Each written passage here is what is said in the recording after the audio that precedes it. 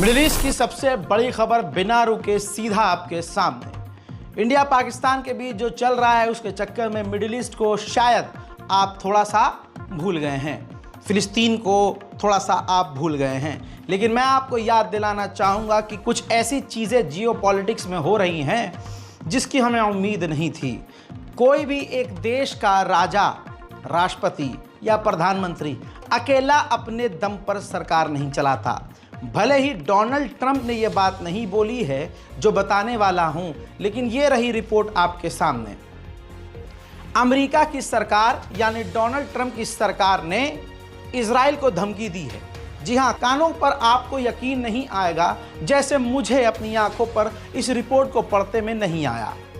Donald Trump की government ने खुली धमकी दी है और कहा कि हम इजराइल और इजराइल के लोगों को याद दिलाते हैं कि अगर आपने इस जंग को यानी इस नरसंहार को ख़त्म नहीं किया तो हम पॉलिटिकली नेतन्याहू को बहुत दूर कर देंगे और हम नेतन्याहू से पूरी तरह से दूर हो जाएंगे।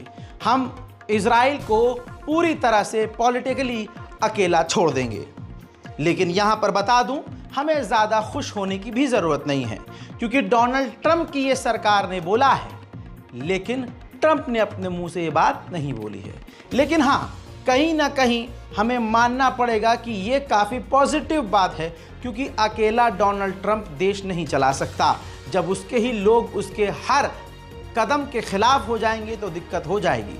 अब इस मामले में यानी फ़िलिस्तीन के मामले में सिर्फ अमेरिका की सरकार ने नहीं बल्कि कनाडा, ब्रिटेन और फ्रांस ने भी इजराइल को धमकाया है और कह दिया है कि अगर आपने इसी वक्त जो गाज़ा और वेस्ट बैंक पर कब्ज़े को बंद नहीं किया, खासकर फ़िलिस्तीन के वेस्ट बैंक में जिस तरह से ये वो देश कह रहे हैं जो कल तक इजराइल के साथ थे, जैसे अमेरिका, फ्रांस, ब्रिटेन और कनाडा कह रहे हैं कि जिस तरह से आपने वेस्ट बैंक पर कब्ज़ा जारी रखा है, जारी किया है, कब्ज़ा किया है, अगर आपने अपने कदम पीछे नहीं घसीटे तो हम इंटरनेशनल प्लेटफॉर्म पर हर तरह से इजराइल के खिलाफ हो जाएंगे।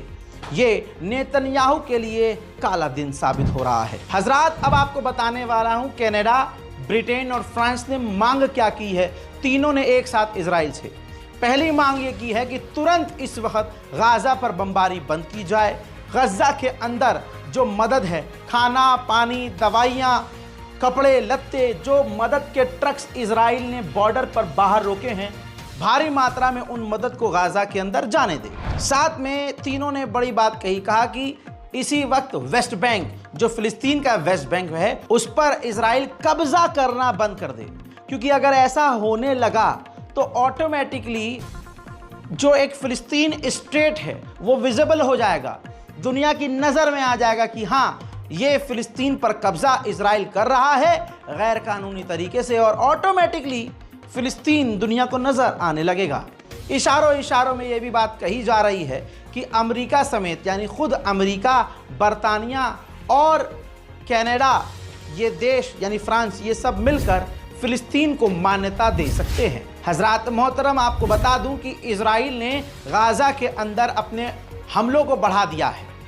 जैसे ये वीडियो देखिए, इजराइल डिफेंस फोर्सेस ने अब मोहल्लों और इलाकों समेत अब एक साथ पूरे शहर को बम लगाकर उड़ाना शुरू कर दिया है। मोहतरम हजरात, इससे आप समझ सकते हैं कि इजराइल ने अब हमलों को बढ़ा दिया है। रिपोर्ट की मानी जाए तो अब वो हर दिन 100 से 150 फिलिस्तीनियों को रोज़ बम गिराकर मार रहा है। इस तरह से नरसंहार डेली बेसिस पर देखकर अमेरिका, फ्रांस, ब्रिटेन और कनाडा नाराज नेतन्याहू से नजर आ रहे हैं।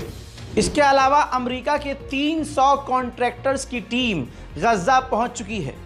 ये उसी टीम की बात कर रहा हूं जिसे अमेरिका ने मुअय्यन किया है, अमेरिका ने तैनात किया है और इजराइल की परमिशन, इजराइल के अंडर इस टीम को बनाया गया है ताकि खाने पीने की मदद तथाकथित आतंकवादी हमास तक न पहुंचे, आम लोगों तक मदद पहुंचे। अब इंडोनेशियन हॉस्पिटल जो काफ़ी मुश्किल से गाज़ा में काम कर रहा था।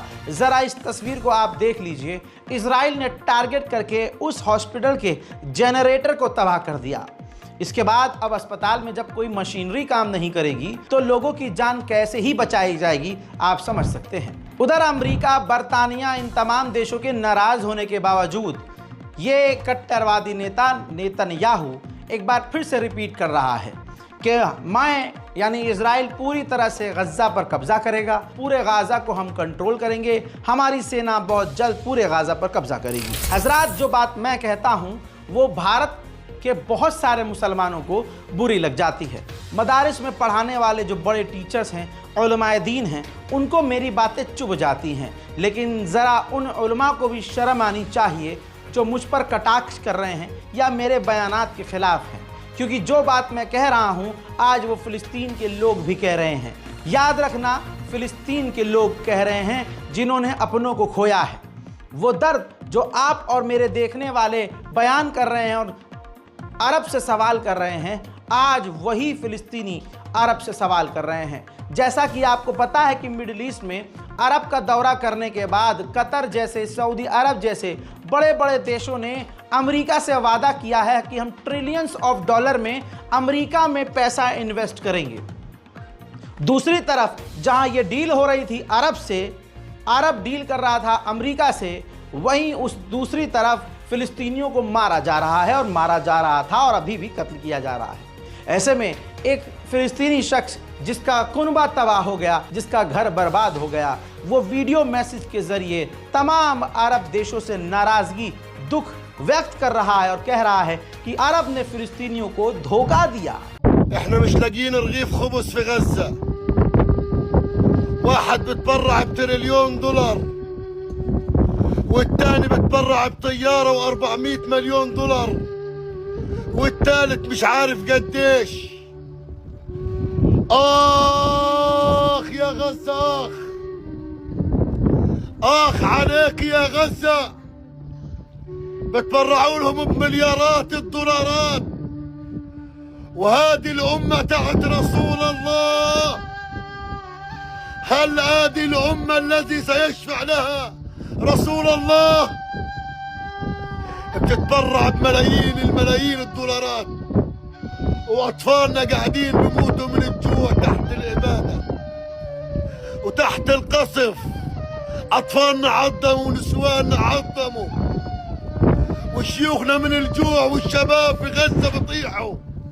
इजराइल ने पिछले 24 घंटे में 136 फिलिस्तीनियों को कत्ल कर दिया है और ये मौत के आंकड़े बढ़ भी सकते हैं क्योंकि घायलों की संख्या अभी हमें पता ही नहीं है। 136 फिलिस्तीनियों को 24 घंटे में मार दिया और इसी के साथ मरने वालों की संख्या 53,000 से पार हो चुकी है। आइए एक GIF के जरिए मैं दिखाता हूं कि किस तरह से गज़ा के रफ़ा को पूरी तरह से बर्बाद किया गया है। आपको शुरुआती विजुअल्स में आपको एक भरा हुआ शहर नज़र आ रहा है, धीरे धीरे वो ख़त्म हुआ और आखिरी तस्वीर में आप देखेंगे कि बचा कुचा इलाका भी अब सिर्फ खंडर है। अगर ध्यान से आप देखेंगे तो शुरुआत से लेकर आखिर तक अब यहाँ कोई हरियाली नहीं है क्योंकि इजराइल ने इस हरी भरी ज़मीन को बारूद से पाट दिया है। इसी बीच में अज़रबैजान की भी असलियत आपको पता होनी चाहिए। ज़रा इस तस्वीर को देखिए। अज़रबैजान पहुँचे थे रक्षा मंत्री। इजराइल के रक्षा मंत्री ने इजराइल की तरफ से यानी इजराइल ने अज़रबैजान के तमाम सीनियर लीडर से मुलाकात करके अज़रबैजान से रक्षा डील कर ली है, यानी अज़रबैजान पूरी तरह से इजराइल के साथ है। आप समझ सकते हैं कि मेरी तरफ से एक बात याद रखिएगा, खुदा की कसम, मैं मुसलमान हूँ इसलिए नहीं कह रहा हूँ, मैं इंसान हूँ इसलिए कह रहा हूँ। आज जो गाज़ा में 53,000 से ज़्यादा लोग मारे गए, मासूम मारे गए, उनके कातिल हम भी हैं। अगर हमने इसका विरोध नहीं किया, अगर हमने जुल्म के खिलाफ आवाज़ नहीं उठाई, वो हर देश, वो हर नेता, फिलिस्तीनियों का बात फिलिस्तीन की भी नहीं है, बात है इंसानियत की। जिसने इंसानों का कत्ल किया, जिस इजराइल ने जिन फिलिस्तीनियों का कत्ल किया, हम खुद उनके कातिलों में शुमार हैं अगर हमारे नेता खामोश हैं। आपको पता है किस तरह से प्लानिंग करके आपको याद होगा, आप में से भी कई के साथ ऐसा हुआ होगा कि आपने जब फ़िलिस्तीन के लिए लिखा, फ़िलिस्तीन की तस्वीरों को शेयर किया, फ़िलिस्तीनी बच्चों की तस्वीर शेयर की, तो आपके अकाउंट को बंद कर दिया गया, सस्पेंड किया गया, आपके पोस्ट को डिलीट कर दिया गया। ऐसा बहुत लोगों के साथ हुआ, कमेंट में वो गवाही दे देंगे। मोहतरम हज़रात, आज नेतन्याहू ने खुद कहा कि हमारे यूएन के इंटरनेशनल प्लेटफॉर्म में जो कई देश सपोर्टर हैं, यहाँ तक कि अमेरिका के एक बड़े नेता ने मुझसे कहा कि जो तस्वीरें गज़ा से आ रही हैं, बच्चों की, बुज़ुर्गों की, और जो तस्वीरें ख़तरनाक आ रही हैं उन पर हमलों की, वो तस्वीर अगर हेडलाइंस बनती हैं, खबरों में छपती है, वो तस्वीर दुनिया को नज़र आती है, तो ये हमारे लिए प्रॉब्लम होगी। आप समझ रहे हैं, हमारे लिए परेशानी होगी अगर हेडलाइन बन गई ये खबरें और ये तस्वीर दुनिया तक पहुंची कि तुमने, इजराइल ने यानी गज़ा के साथ क्या क्या किया और क्या हो रहा है, तो लोग बिदक जाएंगे, हमारे खुद के लोग हमारा साथ नहीं देंगे। लिहाजा अगर ये हेडलाइन ना बने, फ़िलिस्तीन के ऊपर हो रहे जुल्म की तस्वीरें दुनिया तक ना पहुँचे, तो हम यूएन में भी इजराइल का सपोर्ट करते रहेंगे और हथियार भी देते रहेंगे। यानी खुल्लम खुल्ला ये कहा जा रहा है बड़े बड़े देशों के द्वारा नेतन्याहू से कि गाज़ा में जो करना है करो, लेकिन खबर दुनिया तक ना पहुँचे। गाज़ा के बच्चों की लाशों के टुकड़े करो, ऐसा ऐसा मारो कि उनकी लाश ना मिले, पानी से बहाना पड़े, लेकिन बस तस्वीर सामने ना आए। इजराइल का फाइनेंस मिनिस्टर, जो खुद एक बड़े लेवल का आतंकवादी है, खुल्लम खुल्ला है कि ये बड़े से देश को मिटा रहा है और हम बैठकर ताली बजा रहे हैं क्योंकि वो मुसलमानों को मार रहा है। ना मुन्ना, कल यही इजराइल हम पर भी आएगा, तुम्हारे मुल्क पर भी आएगा, तब तुम आर रोना मत करना। ये इजराइल का फाइनेंस मिनिस्टर कह रहा है कि अब गाज़ा में कुछ बचा नहीं है, बचा कुचा हम ख़त्म कर रहे हैं, वाइप आउट कर रहे हैं, मिटा रहे हैं, बहा रहे हैं, और गाज़ा पर हम पूरा कब्जा कर रहे हैं और पूरी तरह से कंट्रोल करेंगे, क्योंकि गाज़ा के अंदर सिर्फ आतंकवादी हैं और आतंकवादियों का सामान जिसे हम मिटा रहे हैं। ये कितना बढ़िया सिस्टम है। किसी को आतंकवादी बोल, भारत में तो होता है, किसी को आतंकवादी बोला और जेल में डाल दिया, किसी जो सवाल करने वाला है सरकार से उस पर आतंकवादी का इल्ज़ाम लगाया, यूएपीए लगाया, एनएसए लगाया, जेल में डाल दिया। लेकिन सोचिए, एक पूरे मुल्क को ही आतंकवादी घोषित किया जाए, और सिर्फ घोषित ना किया जाए, पूरी दुनिया में कानून है भाई, कोई आतंकवादी मारा तो नहीं जाता सीधा, उसको भाई जिंदा गिरफ्तार करना प्रायोरिटी होती है, फिर उस पर केस चलता है। लेकिन इजराइल एक तरफा एक मुल्क को ही आतंकवादी घोषित करके एक तरफ से सबको मार और काट रहा है। अगर आप देखें तो पूरी दुनिया का वाहिद इजराइल एक ऐसा देश है जिसने दुनिया के तमाम बड़े कानूनों को अपने पैरों तले रौंद दिया, और पूरी दुनिया मिलकर भी इजराइल का एक बाल भी नहीं उखाड़ पाई। या यूं कहिए कि पूरी दुनिया भी यही चाहती थी, क्योंकि मुसलमानों से इतनी नफरत है कि मार दिया जाए, मिटा दिया जाए, हम पे कोई घंटा फर्क नहीं पड़ता, क्योंकि हैं तो मुल्ले।